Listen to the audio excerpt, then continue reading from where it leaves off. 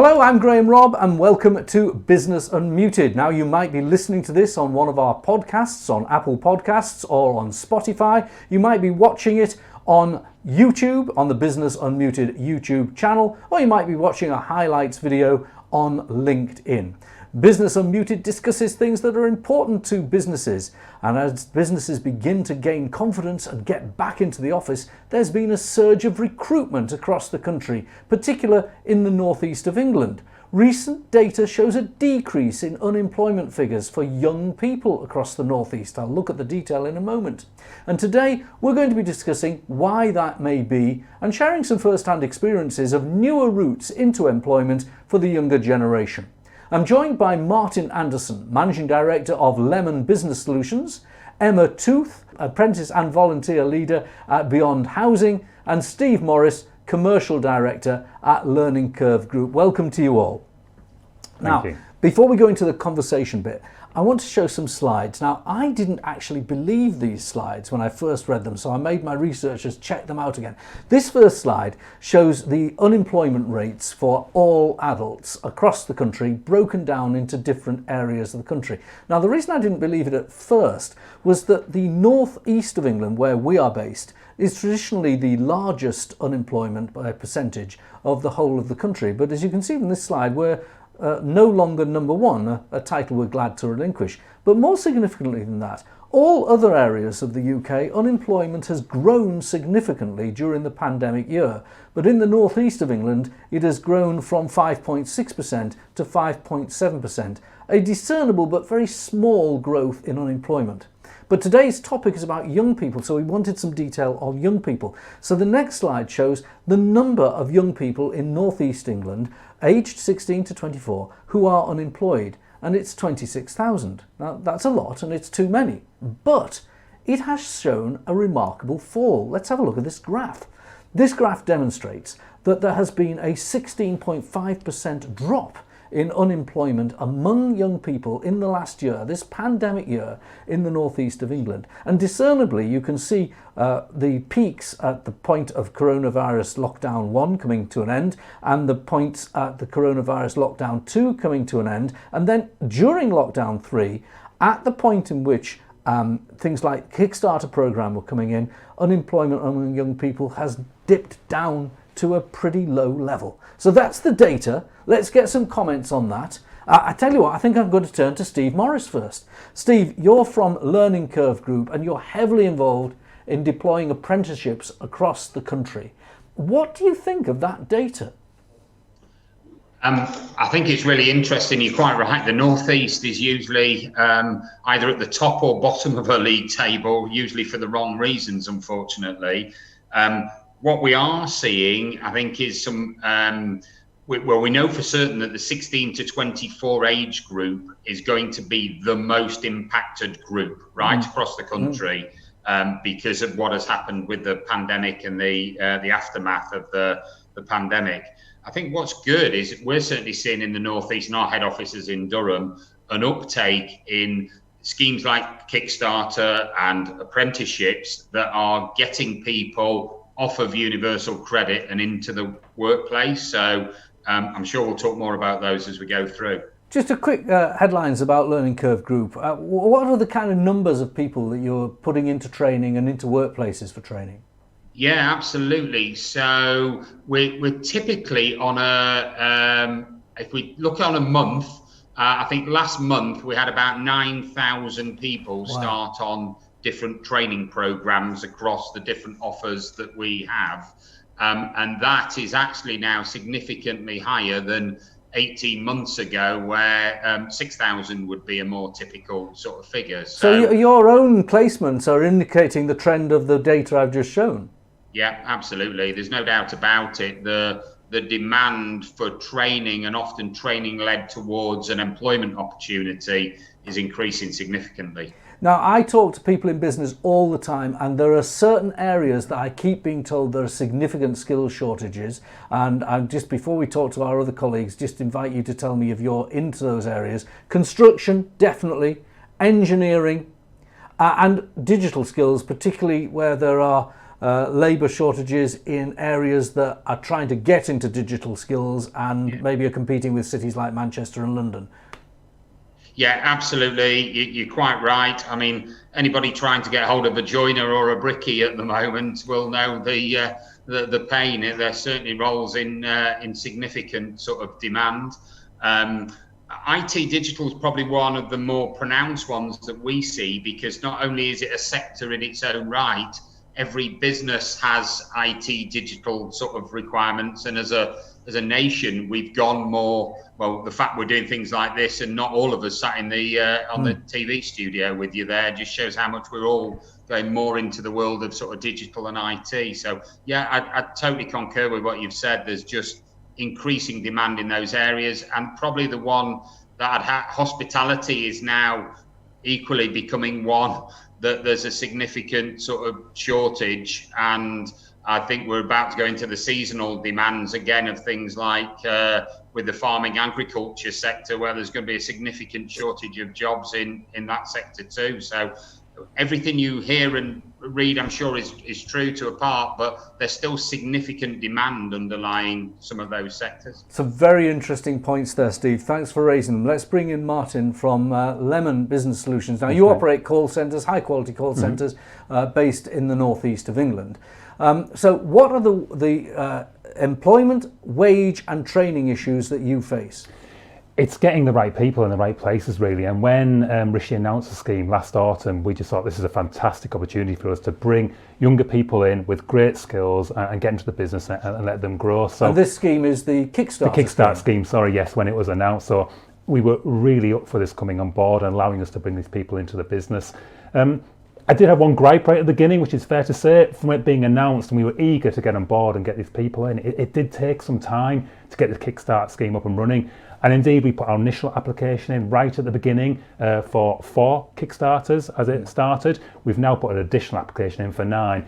Now it's coming on board. Now we're getting the applications coming through from the job centre, and we've got our first 2 Kickstarters started now on the team. It's absolutely fabulous. We've got another seven positions to fill. Now that's interesting. Kickstarter is a slightly different scheme to apprenticeships. I don't know who to turn to explain the differences. If anyone can chip in on this, I'll bring Emma in as well from Beyond Housing. But you're wanting Kickstarters because you had a greater pool to choose from, I should imagine. That's absolutely, and Steve made a really valid point, because we're a contact centre, so some of the Kickstarters coming in as customer service agents, but actually also we're needing finance, we're needing IT, other administration operations. So we've actually got a number of Kickstarter schemes out there or job positions available, and it is quite hard to fill some. And it's interesting when you look at the stats you're presenting, because you would put them schemes out, think you'd have a big influx of applicants for it, but actually from the figures you're showing, it's not. It's actually quite difficult at the moment to get those people in. So we're working hard with the job centre to get the right people into the right positions. Emma, we mustn't leave you out here. You work for a large housing association, many thousands of houses across the north of England that are serviced, and you look after them, maintenance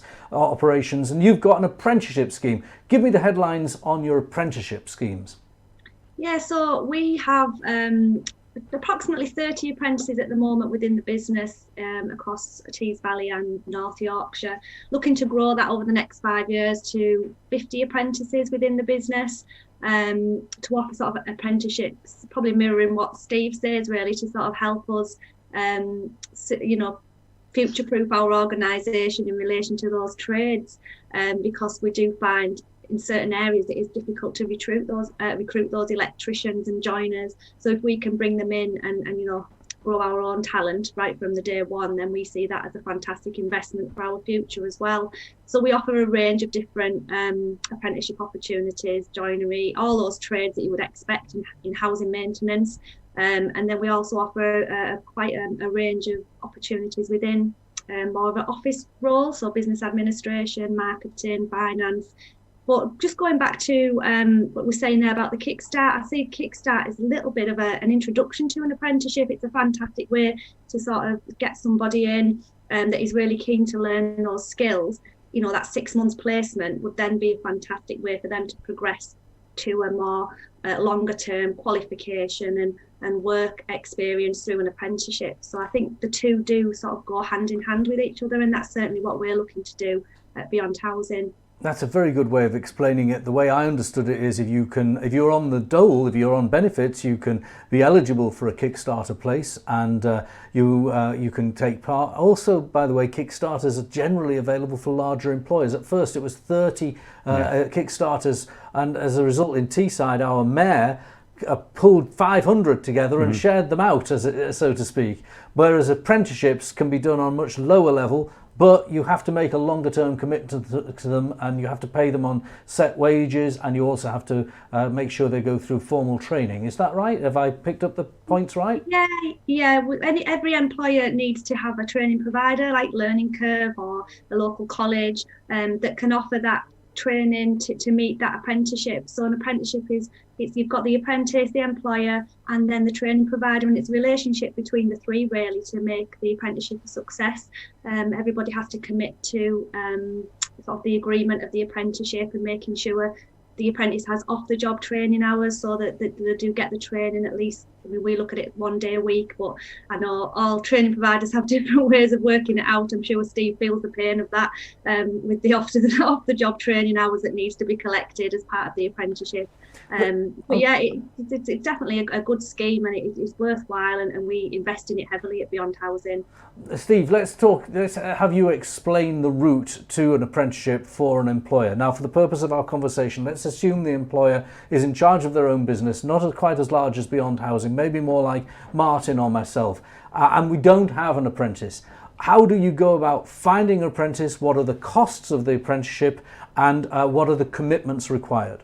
Yeah, so you can be a small business or a large business, doesn't matter in terms of apprenticeships. If you can actually upskill an existing member of staff using an apprenticeship, or you can hire a new apprentice into the business.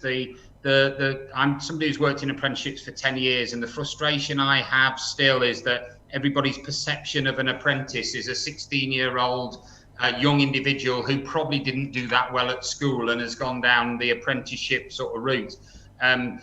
My marketing director has just done his apprenticeship and got an MBA at the end of it. So to some extent, you've got to dispel the myth really about apprenticeships.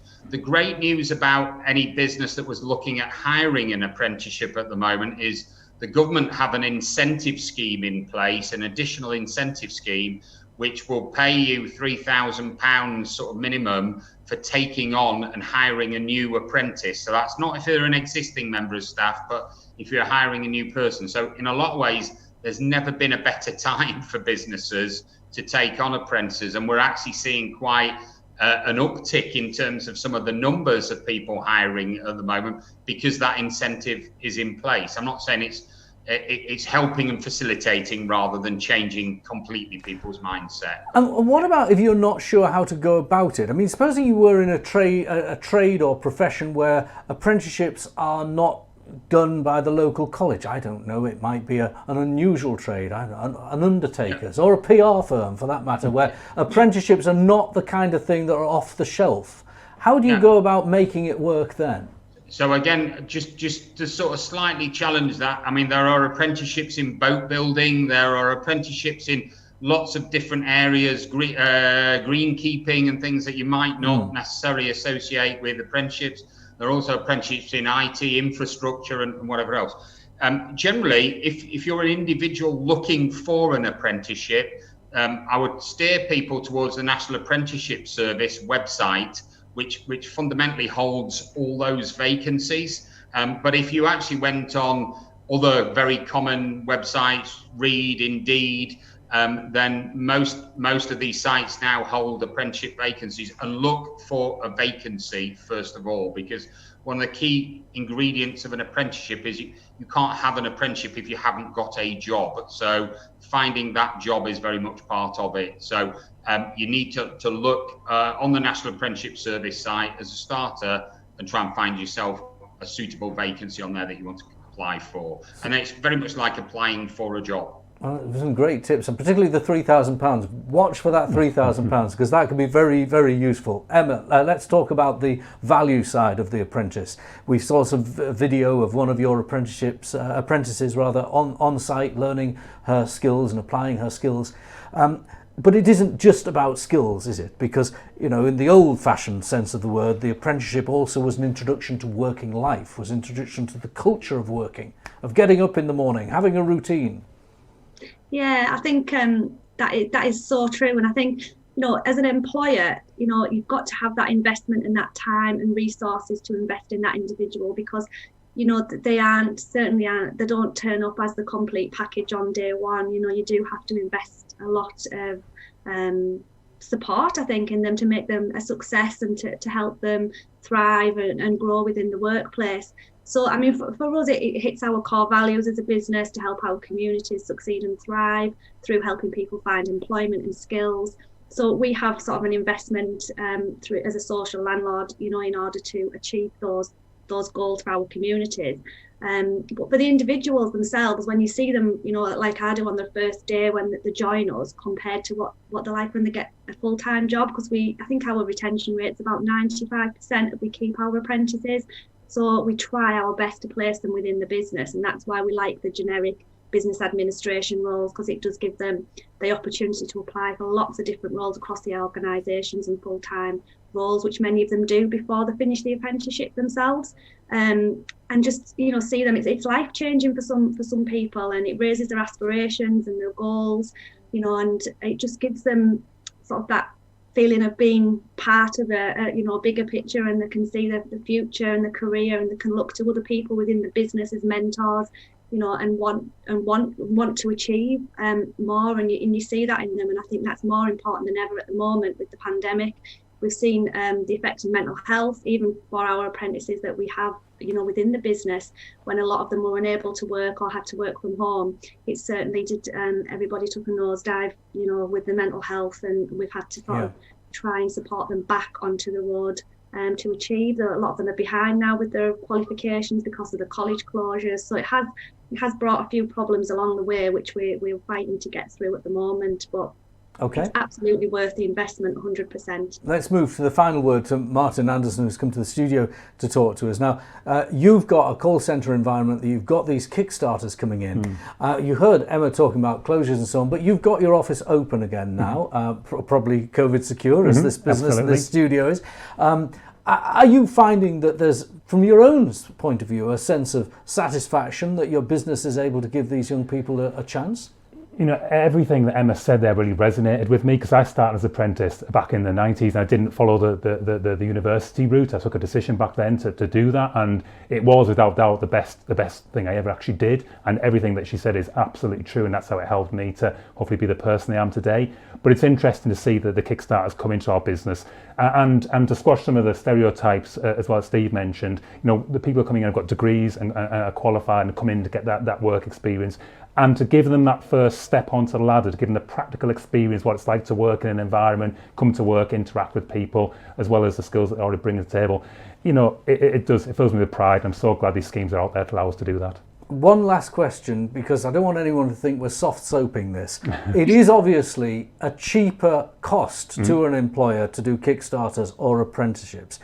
In your case and in Emma's case, you are going to lead on to proper long-term permanent jobs. That's the aspiration, isn't it? Absolutely. It's the opportunity to bring the people in at less risk coming out of COVID, coming out of the economic position we've been in, and to give them that opportunity and give us the opportunity to get them in, get them onto the apprenticeship schemes and move on from there. It's just a brilliant shot in the arm for the apprentice and for the business. It's a fantastic opportunity. Emma, Steve and Martin, thank you for joining us on Business Unmuted.